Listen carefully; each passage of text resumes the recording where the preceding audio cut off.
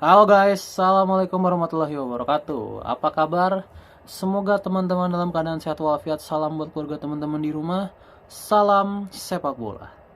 Perkenalkan, gue Ajay, gue netizen yang suka membahas bola. Jadi di video kali ini gue mau membahas tentang update dari timnas Indonesia yang kedatangan head of scouting baru, dimana nama ini adalah nama yang cukup melegenda di Belanda, nama yang juga melegenda di Indonesia karena dia adalah pemain Belanda keturunan Indonesia.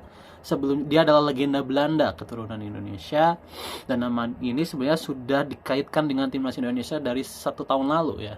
Udah lama sebenarnya nama ini. Dia adalah Simon Tahamata. Ya, dia adalah legenda Ajax, ya, legenda besar Ajax yang 1 tahun terakhir ini sudah dirumorkan akan menjadi direktur teknik timnas Indonesia, tetapi ternyata dia akhirnya direkrut sebagai head of scouting dari timnas Indonesia. Oke, banyak lah pasti pecinta bola yang udah mengenal kata scout atau scouting ya. Scouting itu artinya mencari pemain ya, mencari pemain kesimpulannya. Jadi nanti karena sekarang Simon Tahamata yang menjabat sebagai head of scouting, artinya biasanya kan tugas ini dalam tanda kutip selalu dilakukan oleh Indra Safri biasanya ya. Dia selalu mutar-muter Indonesia untuk mencari pemain-pemain berbakat untuk timnas segala level umur. Nah, sekarang berarti posisi ini akan dilakukan oleh Simon Tahamata itu sendiri.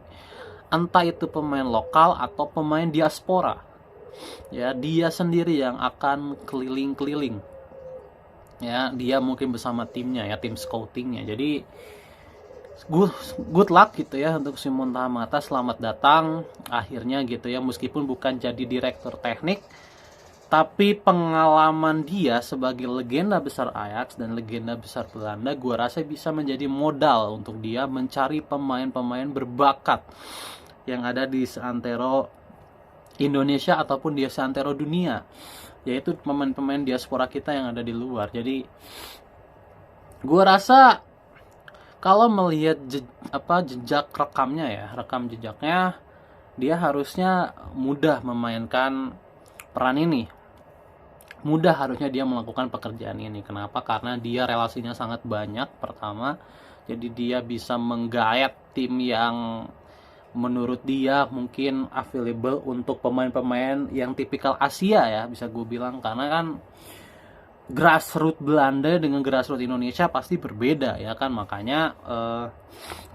pemain yang keluarnya pun pasti berbeda secara bakat, secara materi, secara feeling bermain dan segala macam, itu pasti akan berbeda ya kan. Jadi gua rasa Simon Tahamata challenge-nya tuh ada di situ aja, gimana caranya dia mendapatkan pemain yang cocok untuk bisa masuk ke skemanya Patrick Kluivert. Karena Patrick Kluivert ini kan so far di 2 pertandingan dia menggunakan pattern yang sama bermainnya, yaitu 5-2-2-1 ya, 5-2-2-1 atau 3-4-2-1. Pattern dari Patrick Kluivert kan selalu seperti itu ya, 3-4-2-1, di mana dia menaruh 2 attacking midfield di belakang Ole Romani.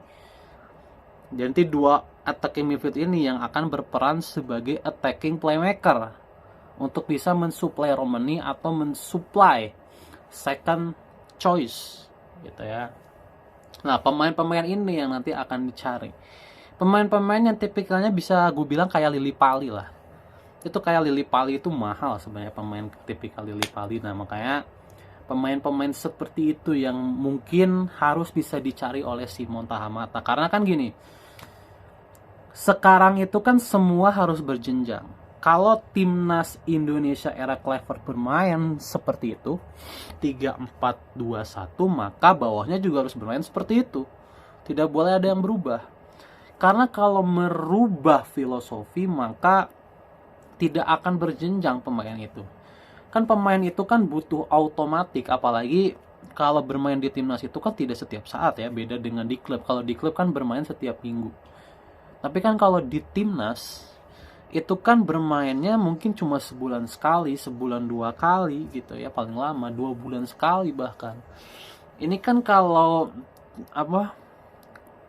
Kalau tidak dilakukan filosofi yang benar, kalau tidak ada filosofi yang benar dari bawah sampai atas, automatik itu tidak akan terjadi, benar nggak? Kayak sekarang apa yang terjadi dengan timnas Indonesia sekarang lah, itu kan sudah menjadi bukti ya. Sebenarnya secara kualitas pemain, kita itu layak ke Piala Dunia. Ya, secara kualitas pemain ya, secara value, secara apa. Tapi karena pemain-pemain ini baru masuk, mereka kan tidak datang dengan berjenjang, benar nggak? Mereka kan timnas mudanya di Belanda, banyaknya ya, timnas ada yang di Belanda, ada yang di Italia segala macam. Sementara ada yang di Indonesia kan, sementara mereka harus melebur menjadi satu tim dan langsung perform. Kan sulit mencari chemistry gitu ya. Nah itu kan mencari chemistry itu harus dilakukan secara berjenjang. Nah itu kan tugasnya adalah itu tugasnya dari anaknya Johan Cruyff, Jordi Cruyff lah ya. Tapi secara bakat gitu ya, secara bakat, kemudian secara pencarian gitu ya, secara pencarian, secara katalog, nah itu nanti yang mencarinya adalah Simon Tahamata untuk mencari katalog-katalog yang sesuai dengan filosofi yang ada. Terutama kalau menurut gue kunci dari timnas Patrick Kluivert ini adalah 2 attacking midfield yang ada di belakang Romanisi ini, Marcelino. Kalau kemarin kan Marcelino sama Ragnar ya. Nah peran kedua pemain ini yang sangat vital di timnas, makanya gue bilang tadi Simon Tahamata harus mencari tipikal gelandang yang seperti itu, tipikal gelandang yang seperti Marcelino, Lillipali, Ragnar gitu ya, yang pintar bermain di nomor 10 gitu ya, sehingga nanti tidak kehabisan stok. Karena apa? Mencari attacking midfield itu biasanya paling sulit dari sebuah scouting biasanya.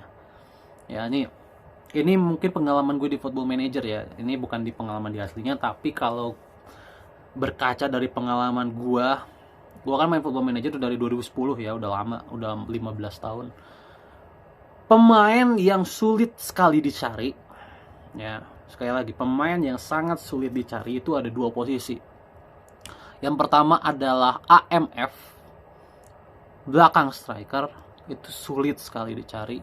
Yang kedua adalah defensive midfield ya, defensive midfield, sulit sekali mencari seorang defensive midfield. Biasanya defensive midfield ini nggak pure biasanya.